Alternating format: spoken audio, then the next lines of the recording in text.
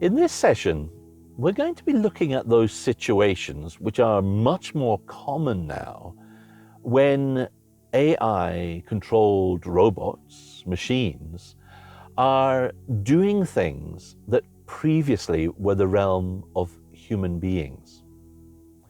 Now, an obvious example that's been going on for many years now is the use of robots in manufacturing. And as they get more and more clever, as artificial intelligence is used in their actions, they are able to do more and to react to the environment around them in ways that in the past they weren't able to. But in that process, of course, they are displacing human beings that would otherwise have been in that role. Now, there are very good parts to this, but as with the other areas we're looking at, there are negative parts to it as well. The good part is that technology is being used to assist human beings in important ways. And one example of that is in the development of driver aids. Now, this car that we've had for a couple of years now has what's called level 2 driving assists. Now, this is a kind of steps along the way to the robot, a machine driving the car, but it is only an assist at this stage for you as the driver. As a driver, you still need to be in control of the car. Now, what it means is you can set a certain speed like you would on a car which has cruise control. So I'll do that now. I'll set the car at 65 miles an hour here on this road, and I will engage its pilot system.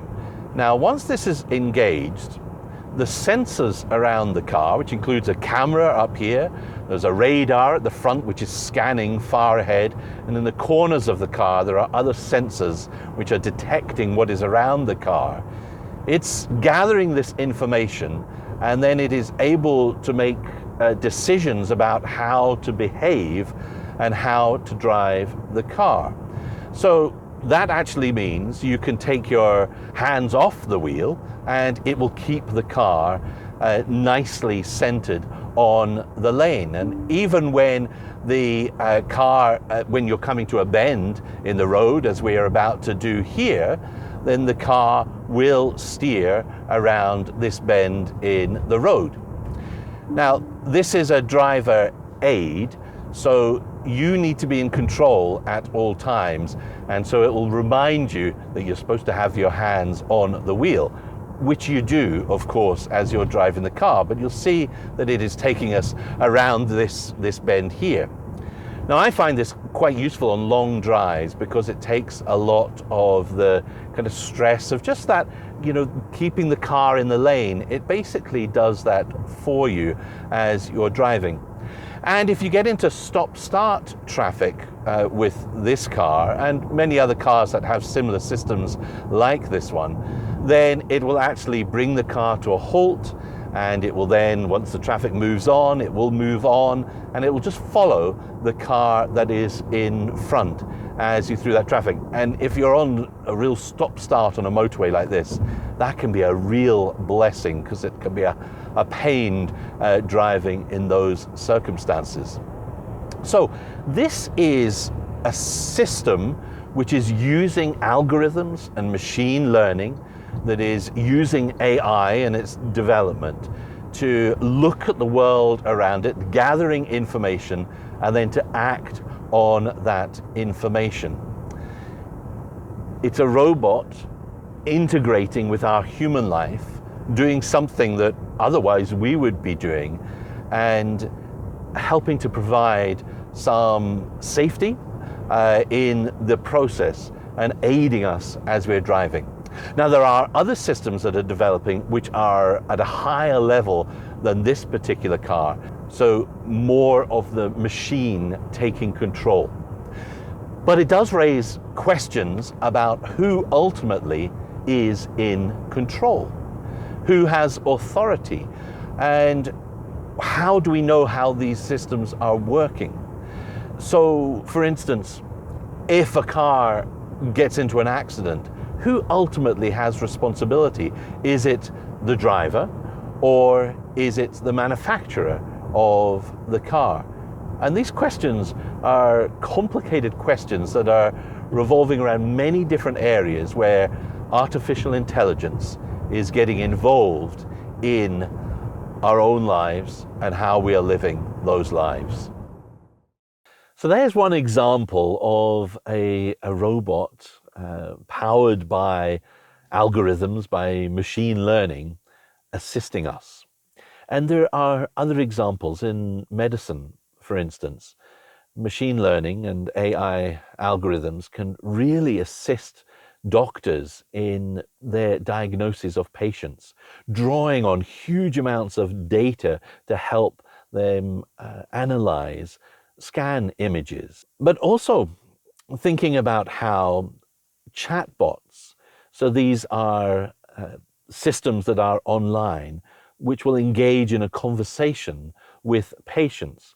And those are already being deployed to assist patients that might have some difficulties with their own mental health, to work through some of the therapies that are involved in assisting them.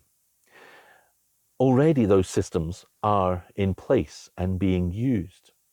So those are some really positive examples of how AI and machine learning, these robot systems, can be used to assist us.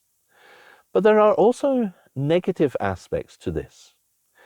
There are in development already weapons systems that will be using artificial intelligence, algorithms that will help these weapon systems make decisions about what targets to attack. Now, this is a huge step when we're thinking about the destruction of part of society. It might even mean the destruction of human lives at the hands of a machine, a robot that is gathering information and then acting upon that information.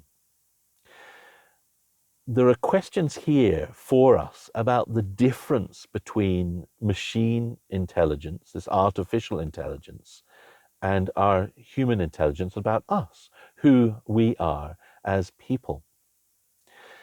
And part of this is tied up in questions about consciousness.